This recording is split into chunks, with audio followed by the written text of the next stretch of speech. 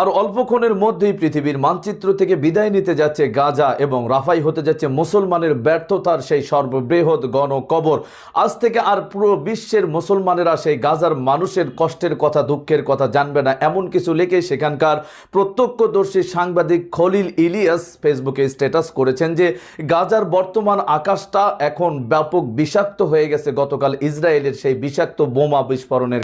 পুরো গাজাটা অল্প সময়ের ভেতরে বিলীন হতে যাচ্ছে। আসুন সরাসরি আমরা সেখানকার অবস্থান ও সর্বশেষ আপডেট জানবো রিপোর্টে। সব ভিডিওতে যাওয়ার আগে রেকর্ড থাকবে, যারা এখনো চ্যানেলটি সাবস্ক্রাইব করেনি সকল আপডেট সবার আগে জানতে অবশ্যই চ্যানেলটি সাবস্ক্রাইব করে পাশে রাখবেন। দর্শক আসুন স্ক্রিনে। তো এখন যুদ্ধবিরতি ভেঙে যাওয়ায় সবকিছু বন্ধ হয়ে গেছে। খাবারের অভাব, পানির অভাব, সাহায্যের অভাব, এখানে কিছুই নেই। মানুষ খুব ক্লান্ত।